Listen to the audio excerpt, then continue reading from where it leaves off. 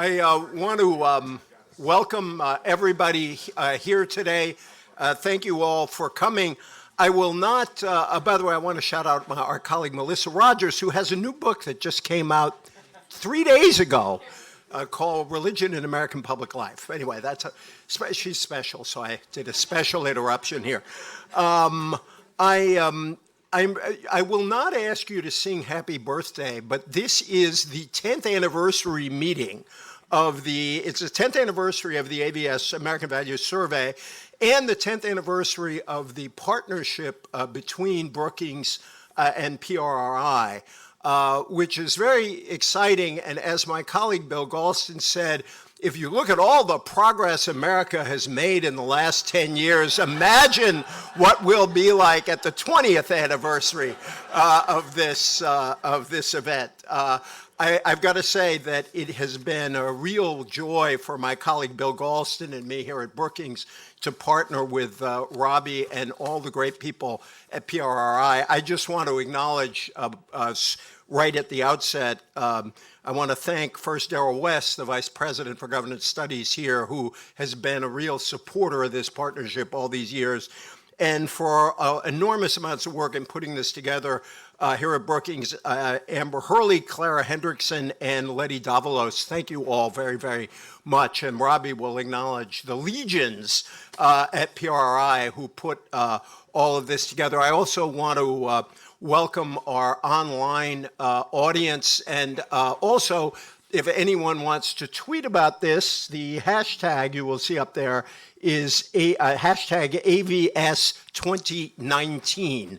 And then, unfortunately, a little happy anniversary thing does not pop up when you do that hashtag, but it ought to. Two other things. One is I just want to acknowledge what a joy it is to work with my colleague Bill Galston. I think we vie with each other as to who likes data more. And Bill will come up later, but I just want to say he holds the Ezra Zilka Chair in the Governance Studies program. He's a senior fellow. He taught was Saul Stern Professor and Acting Dean at the School of Public Policy at the University of Maryland. He's done so many things that I could go through. He worked in the White House.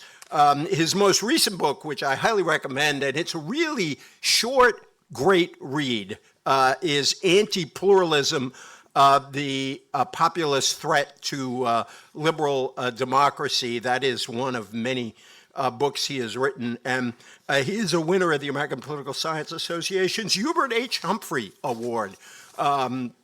And a few of us in the room are old enough to remember the service Hubert H. Humphrey gave to our country. I said to Robbie that the standard rises every year for his PowerPoints. I am a PowerPoint skeptic myself, and Robbie just wipes away all of your skepticism about PowerPoints because he actually uses them, I think, for what they were designed for, which is to take a complex set of data and make them interesting, exciting. Robbie said, I keep raising the standard for his PowerPoints every year, but he keeps upping his game every year. Robbie is the founder and CEO of PRRI. He's a leading commentator and scholar on religion, culture, and politics. He is the author of The End of White Christian America, and has a new book coming out shortly, which is not on this bio, but you can pre-plug it if you want. He writes a column for The Atlantic. He's been on virtually every major television media, MSNBC, CNN, NPR. He's written for the New York Times, the Washington Post. Elsewhere, I should say he's written for the Washington Post and the New York Times. I can be slightly biased. He serves as co-chair of the National Steering Committee for the Religion and Politics section at the American Academy of Religion. He holds a PhD in religion from Emory University. By the way, I had the joy of doing an event at Emory, and Robbie is really well loved at his alma mater. He's got an MDiv from Southwest Baptist Theological Seminary, so he will pause for prayer in the middle of his PowerPoint. And just so you know, these numbers are extremely well crafted. He has a bachelor's degree in computing science and mathematics from Mississippi College. He was selected by Emory's Graduate Division of Religion as the Distinguished Alumnus of the Year in 2013, and by the math department at Mississippi College as the alumnus of the year in 2016. I challenge anybody in this room to have both of those honors. It's why he does this so well. Before he founded PRRI, he worked as a consultant and senior research fellow at several think tanks here in Washington, and he also taught religious studies at Missouri State. So no one can say Robbie Jones is unfamiliar with the parts of the country that happen not to be on the coasts of our great nation. We are pretty much as divided as we think we are. This survey really underscores that dramatically. I am grateful that Robbie once again can explain us to ourselves, and I ask you to welcome my friend and colleague and partner, Robbie Jones.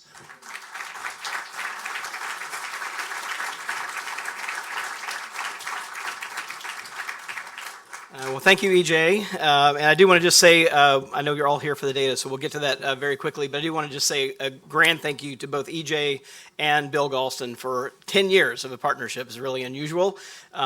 Things move fast and move around a lot in DC, so 10 years of anything, I think, is unusual. And I'm really honored to have this partnership. It is the thing, kind of our flagship survey, the American Values Survey. We released it here at Brookings every year that we've released it. It has been like one of the highlights of PRI's existence, really. So I'm very happy to be here again to give you a sense of where we are. As you see, you have reports, and you've seen the title here, Fractured Nation, Widening Partisan Polarization. And I'm going to walk through, I have one little spot where I'm going to kind of highlight where less polarization is happening, but the rest of it is a lot of polarization. So stay tuned. So first of all, just what are you looking at today? It is the 10th Annual American Values Survey. It actually consists of two surveys. We did a kind of wave one and wave two. We did 2,500 American adults at a probability-based panel run by the National Opinion Research Center at the University of Chicago. That was conducted at the end of August and into the middle of September. And then some stuff happened, right?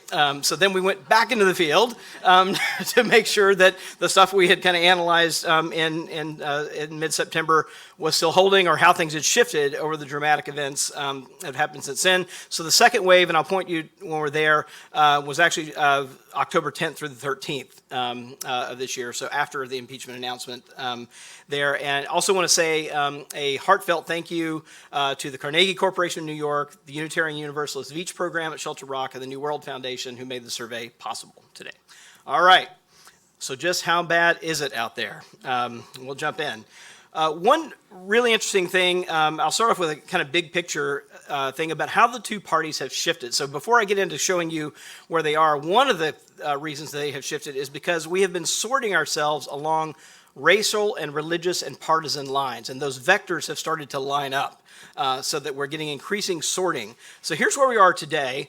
This is actually data from our American Values Atlas, which is our big 50,000 person sample from 2018.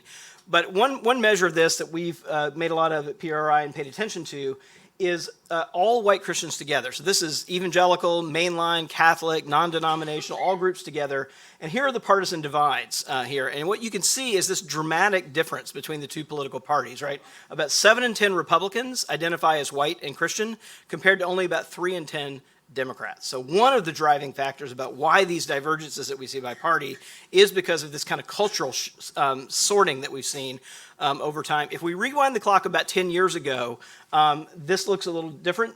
Republicans are about 8 in 10, white and Christian 10 years ago, but Democrats are half white and Christian 10 years ago, right? So the gap between the two parties has gotten to be quite a lot bigger. And just for context, I'm going to put up the percent of religiously unaffiliated Americans across here. And so if you look at white Christians versus the unaffiliated, you can also see the very different partisan profile in terms of race and religion in the country today. So just kind of keep that on the back shelf as we're kind of marching through. One of the really interesting things to look at is whether people think the country is heading in the right direction. And I'm just going to put two data points: 2016, right before the election, when the end of the Obama administration, and today. And I'll do it by party. It's fairly dramatic. There's Republicans about whether the country is heading in the right direction compared to the end of the Obama administration to today. Here are independents. and here are Democrats, right? Now, this is pretty self-explanatory, but one of the things to pay attention to is look at the gap between 2016 and 2019 between the two political parties, right? The distance here. We're looking at really about 35 points in 2016, and we're now looking at 60 points, right, in 2019. So even though if you know these are people reading through partisan glasses, the divergence that we see and the increasing polarization is fairly dramatic, even on a fairly simple question like whether the country's heading in the right direction or not. The other thing that we found, was one of the headlines of the survey really, is that when we asked Americans what their most critical issues were for them, we had 12 issues in the survey, and we allowed them to rank them critical issue, important but not critical, and not an important issue. And we looked at the critical issues in the country. We found no overlap between the top 3 issues of Democrats and the top 3 issues of Republicans when you look at their top 3 issues. So here are the top issues, are issues that Democrats rate as critical. You can see the top 3: healthcare, climate change, foreign interference in U.S. elections, and it drops off from there. But this is the top 3 here: healthcare, climate change, foreign interference, and here are Republicans. Right, so fairly low, even on healthcare, only less than half, down less than 1 in 5 on climate change and U.S. elections. Republicans' top 3: terrorism, immigration, crime. Right. So think about that, right? Terrorism, immigration, crime on one side, most important issues of the country, versus healthcare, climate change, foreign interference in U.S. elections. So just very different lenses on what's important, what's at stake, what are we worried about as we kind of head into this next election cycle. We also had a little experiment that we did. We had a whole range of labels, personal labels, and these are not all of them, and we may talk about these some more, various kinds that people could identify with. We had a very similar experience with which labels Republicans versus Democrats were attracted to. These were like personal labels that describe you somewhat or very well, is how the question was phrased. So here are Democrats. These are Republicans. So here, you would have figured that out, right? Even if you didn't have the color, you would have known that I had these wrong. So these are Republicans, top 3: spiritual, traditional, and way out here, supermajority, America first, 9 and 10, sort of claiming that label. And here are Democrats, right? Progressive, environmentalist, humanist, and spiritual. The only one that has significant overlap here is the spiritual one, interestingly enough. So we can kind of unpack that a little bit later. But other than that, we're looking at very different, again, progressive, environmentalist, humanist, spiritual, traditional, America first. Right, another way of kind of thinking about the big ideological divides. We also had a battery of questions, and this is just a sample here about different kinds of things, social norms and demographic changes in the country. So the first one, society as a whole has become too soft and feminine, so changing gender roles. This is actually a question that's been asked on the General Social Survey for quite a while. This question that we at PRRI wrote and have been asking for a number of years, so-called reverse discrimination. Discrimination against whites has become as big a problem as discrimination against blacks and other minorities. A new one that we wrote this year: immigrants are invading our country and replacing our culture and ethnic background. And then finally one on religion. It is necessary to believe in God, to be moral, and have good values. So gender roles, racial discrimination, immigration, and then necessary to believe in God, to be moral, and have good values. So here we go. So here are Republicans who agree with all those. We're in majority territory kind of across the board here. And here are independents, and here are Democrats, right? So far below majority. The biggest thing here is about a third still say it's necessary to believe in God and have moral values. But again, gender roles, racial discrimination, immigration, and religion, right? Very different kind of priorities and opinions across a number of cultural issues. So it's not just politics, right? It goes way, way down to kind of culture and perceptions about how things are shifting. We also tried to get a sense, every year for the last few years, we've been trying to get a sense of what political scientists sometimes call negative polarization, right? That is, that what the political science literature suggests is that overall, the partisanship we're seeing is less because partisans love their own party and more because they just hate the other Party, right? So last year we had a question, some of you may remember, about we called the Guess Who's Coming to Dinner question that asked whether you'd be alarmed if your son or daughter married somebody of the opposite political party. Just as a wind-up for that, we had 35% of Republicans and 45% of Democrats saying they'd be somewhat or very worried if their son or daughter married someone from the opposite political party. That question got asked in 1960. The answer was 5% of each party. So we got Republicans 7 times as likely, Democrats 9 times as likely to be alarmed by this. So we had a different way of getting at this year. We had a paired opposite question, and we asked about perceptions of the Republican Party. We had 2 statements. Which one closest to your view? The Republican Party is trying to protect the American way of life against outside threats, or the Republican Party has been taken over by racists. All right, so here's what Republicans think they're up to. Trying to protect the American way of life against outside threats, right? Nearly all. Independents, right down the middle. And there's Democrats, right? 8 and 10. I think that the Republican Party has been taken over by racists. Now, we're equal opportunity at PRRI, so we asked a similar question about Democrats, right? So are Democrats trying to make capitalism work for the average American, or the Democratic Party has been taken over by socialists, on the other hand? So there's Republicans, 8 and 10. Democratic Party has been taken over by socialists. Independents fairly divided again, and Democrats 8 and 10 the other direction, right? So what we have is, 2 parties, right? One, the Democrats think the Republican Party has been taken over by racists, and the Republican Party think that the Democratic Party has been taken over by socialists. So that's where we're at in terms of kind of thinking about the other party. There are actually, what's interesting though about capitalism and socialism is that there are very different conceptions by party about what people think those terms mean, right? So we gave 2 different possible definitions of capitalism here.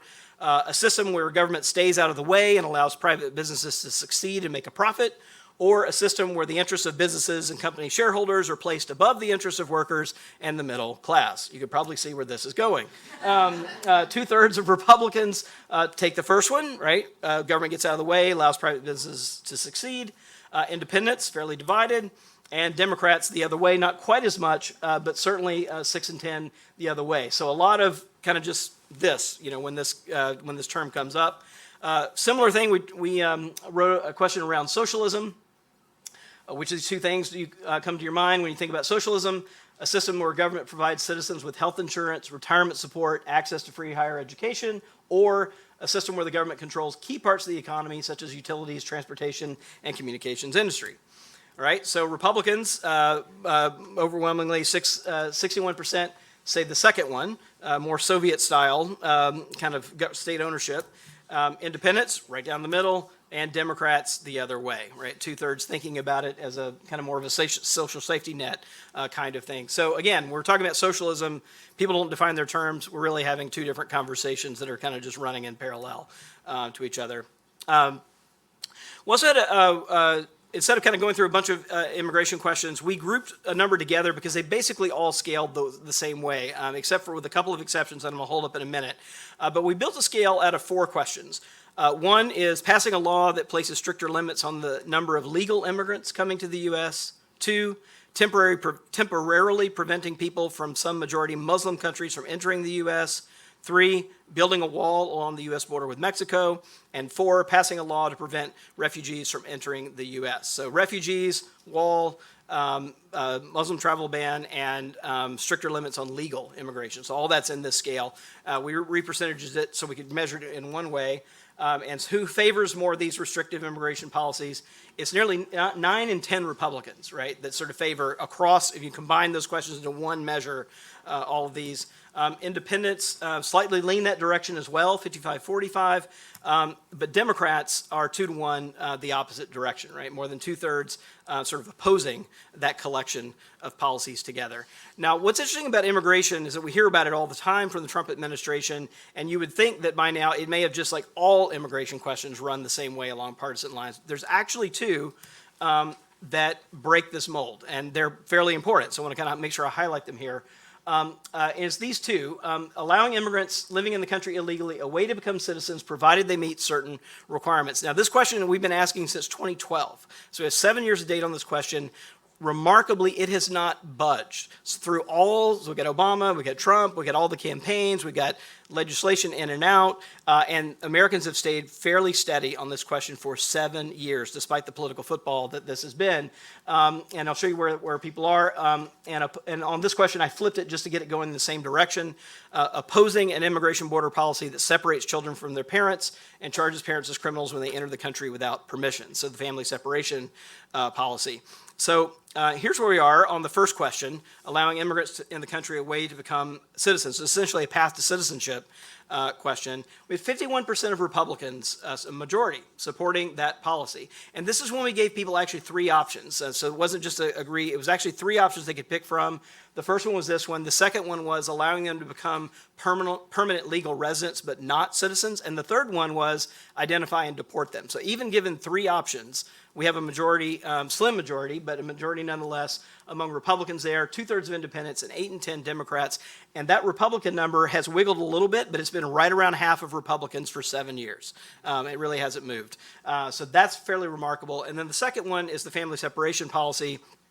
And here, very similar patterns, but a little stronger majority, 54% of Republicans opposing that. A majority of white evangelicals oppose that as well. And then 3/4 and 9 and 10. So these are 2 places where there's actually not the kind of partisan polarization, but they're a little bit of a rare window, especially on an issue like immigration. So all right, let's talk a little bit about the Democratic side, and then we'll flip to the Republican side to kind of wrap it up. And I know you're all waiting on the impeachment numbers, so we'll get to that at the very end. Lest anyone kind of get up and leave. So it's sort of like the commercials at the end of the show, right? You kind of hold it out late. So where are we on the Democratic side? So this is among all Democrats and Democratic-leaning independents here, and this is favorability numbers and whether people knew enough to even have an opinion on candidates. Basically, here are the top 5. We asked about like 19, I think, and here, so it was a lot of the survey dedicated to this. But here are the top 5 that we see. Basically, there's kind of 3 tiers. These are the lower tier. Here, Kamala Harris, Pete Buttigieg, and you will see high numbers of kind of don't know enough to say here out in the gray, but basically in positive net territory in terms of favorability among all Democrats. Elizabeth Warren sort of in a middle tier here, still almost a quarter saying they don't know enough to say about Elizabeth Warren, but 60-17, so very high net favorable. And then finally, Bernie Sanders and Joe Biden on favorability in single digits of people saying they don't know enough to say, and in, again, high net favorability. So everybody's in net favorability. The real difference is how many people say they know enough to even have an opinion. So that's kind of where we are with the top 5. We asked them, the survey also allowed people to give their first, second, and third choice. And here's a fair number here. This is not everybody, but it's enough for you to get the sense. And here is first choice, undecideds, and the kind of bottom tier who are in single digits on first, second, or third choice. We had 19% who said they had no first choice candidate right now, so that's kind of where we are about a year out. And here are the kind of people in single digits, first, second, and third choice cumulative. And then we have kind of a next tier that's Kamala Harris and Pete Buttigieg, again, sort of moving into double digits, but still nowhere near the top 3 here, Bernie Sanders, Elizabeth Warren, Joe Biden. So a little bit of a different picture from favorability here was Biden comes out on top, right, for the first, second, and third choice, with Warren and Sanders kind of right behind and fairly even on that front.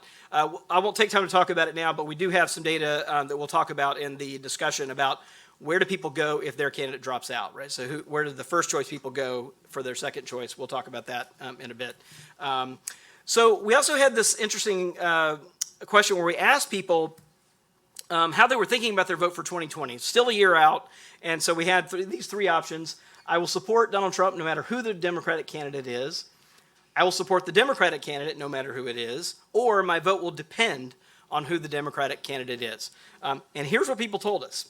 About 28% of Americans, and I've got how this sorts if we just do all Americans we filtered unregistered voters, or we do likely voters.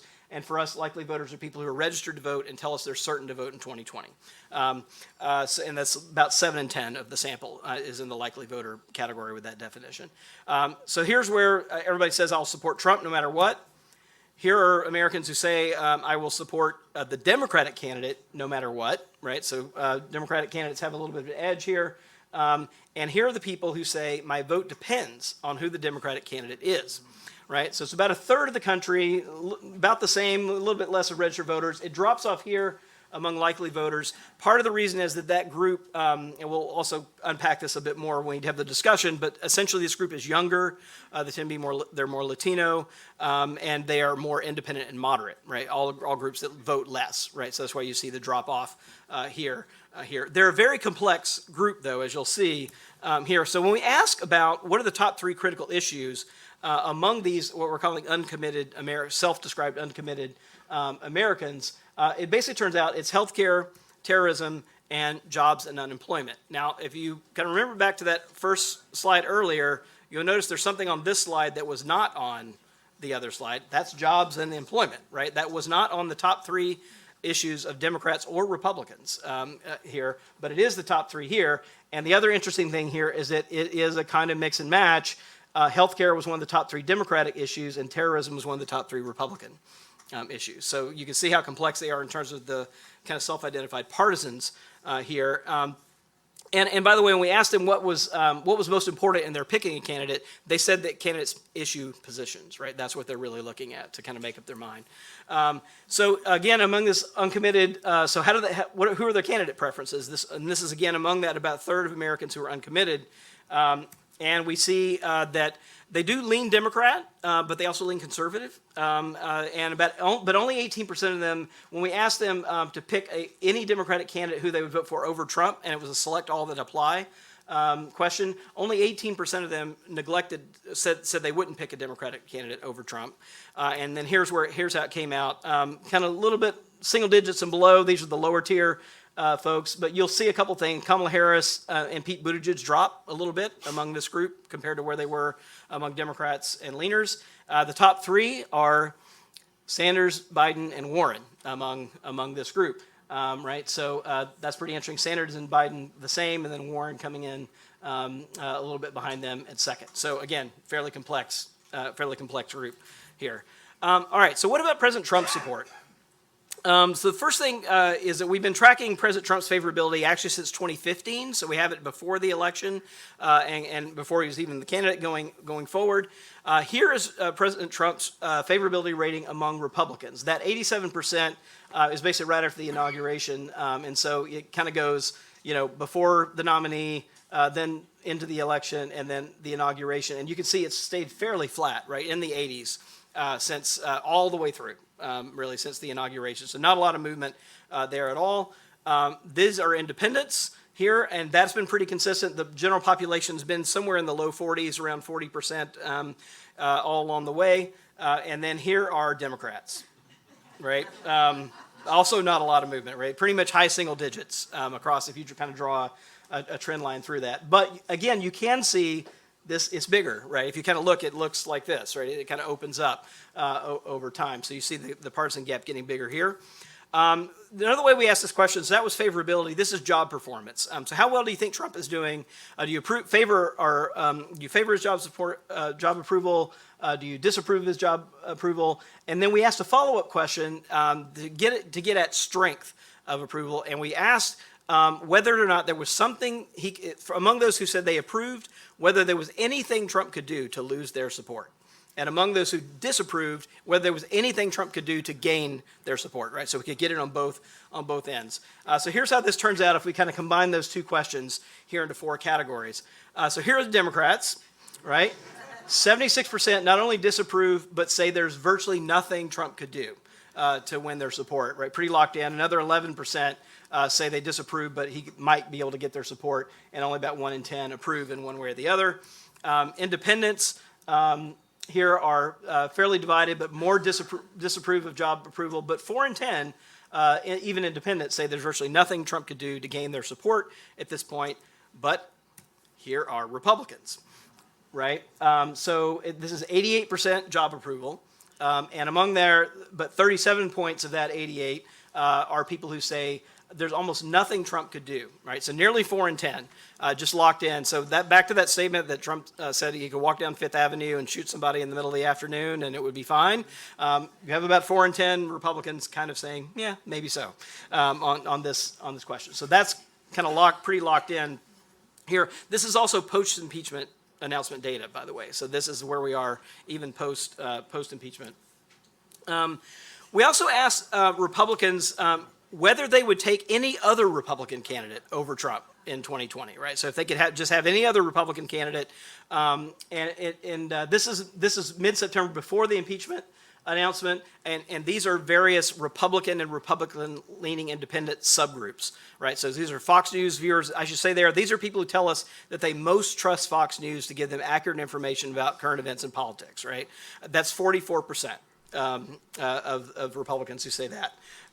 And then we have other groups, white evangelical Protestants, non-college graduates, all Republicans and leaners, women, men, non-evangelicals, and then the flip side, white college graduates and Fox News viewers. So among all these kind of groups of Republicans and Republican leaners, before the impeachment announcement, they're all in majority territory saying, nope, we're with Trump. We really wouldn't prefer another Republican candidate. This is the follow-up survey.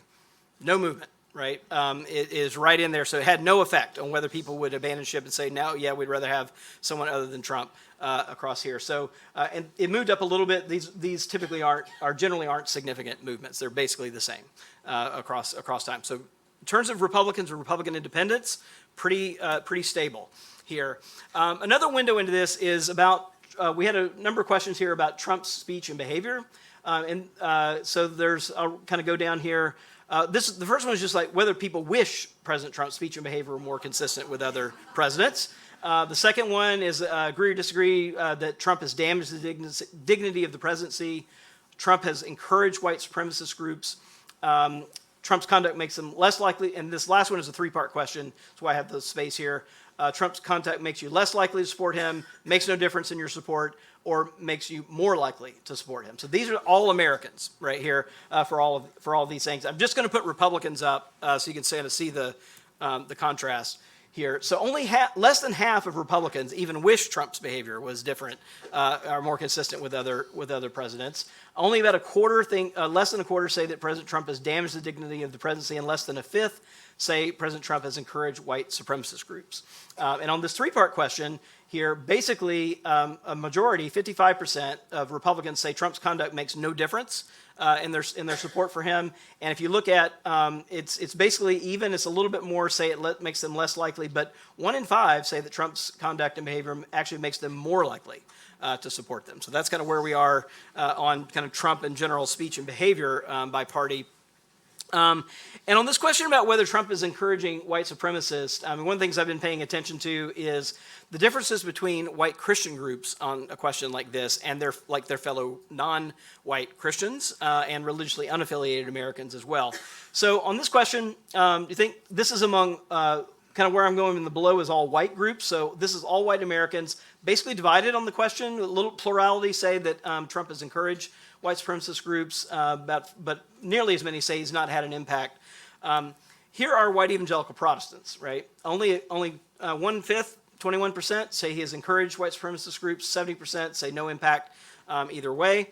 But white mainline Protestants and Catholics look different, but are basically divided on this question. They look similar to each other, different than evangelicals, but still divided. But if we look at whites who are religiously unaffiliated, you see a remarkable difference here, right? That 74% of whites who are religiously unaffiliated say that Trump has encouraged white supremacist groups. And what's interesting about this, I think, is that it turns out that white unaffiliated Americans actually look more like Christians of color on this question, right? So let me put them up. So you can see this, right? Hispanic Protestants, Hispanic Catholics, African-American Protestants, 7 in 10, almost 8 in 10 among African-American Protestants who say President Trump has encouraged. So the sort of Christian gap here between African-American and Latino Christians and white Christians is enormous on a question like this.